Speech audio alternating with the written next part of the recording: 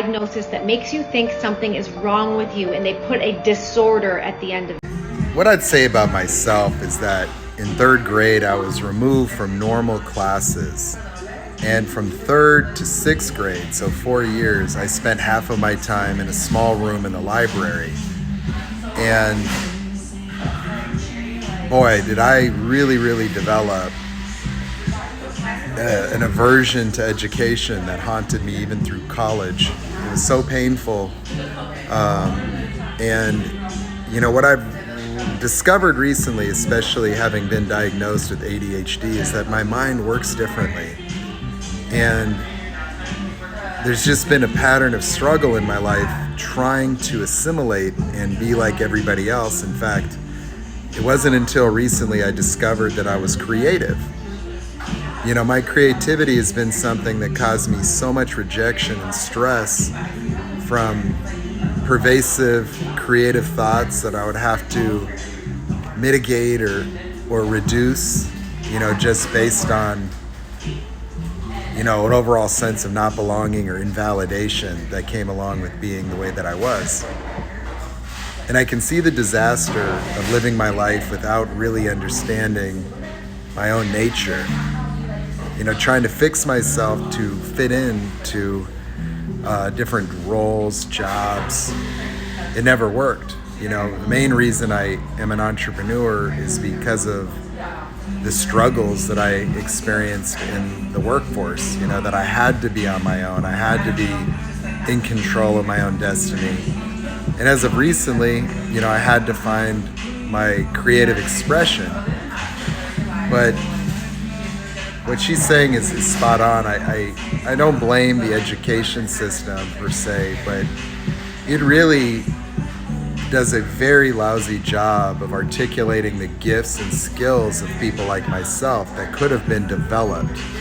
That if I was articulated for the talent and skill that I possessed, I could have been a really accomplished engineer or something that catered to the visual capacity and my imaginative nature, creativity, and substantial mechanical aptitudes that went completely overlooked.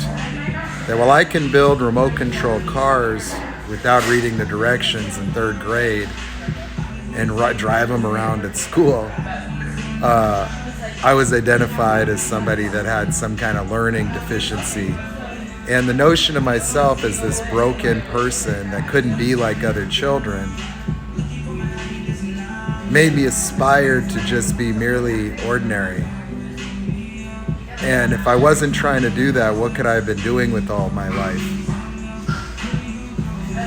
You know, and so those are determinations I made about myself based on my experiences of education, the horror of it.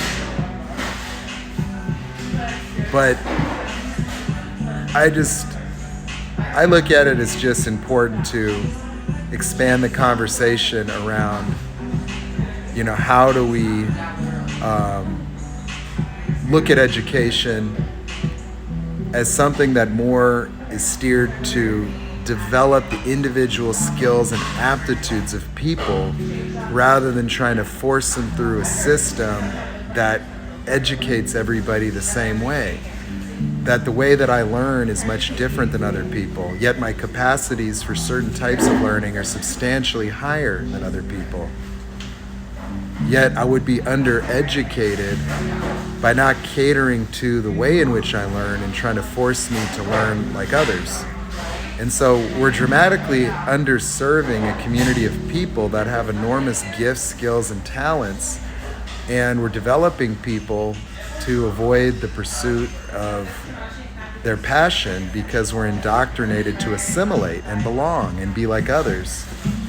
And so going through a complete education where the whole objective is homogenizing people into workers to compete in the workforce or compete with one another with minimal acknowledgement of their uniqueness, their skills, their aptitudes that vary widely, that we might call these disorders, but to me they're just anomalies in the way that the mind works, and many people that function in the manner that I do have enormous things to contribute, but they are essentially underdeveloped or unacknowledged or unrecognized even to themselves as a result of this experience.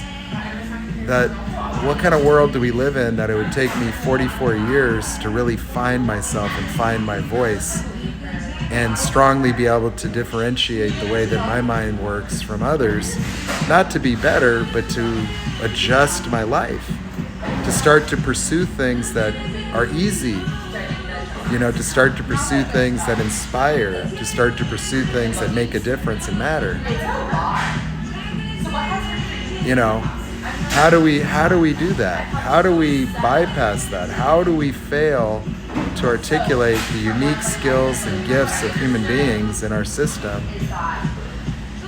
to the point where they don't even know it? That just seems so unusual.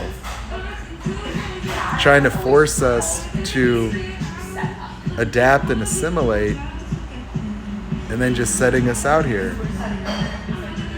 It just seems like there is a monstrous failure that exists within education that results in, for many people, a lot of suffering, a lot of notions of brokenness, and it's unnecessary. And when some of these people discover who they are, it's absurd. It's absurd. It's absurd that I was living my life just trying to belong, fit in, and be like everybody else. Because that's just a recreation of my experiences in elementary school. And I don't blame anybody for that. It's just taking a look at the whole of the system and saying, you know what? Stop labeling people and start to identify what people bring to the table and how do we develop people and see where that could take us.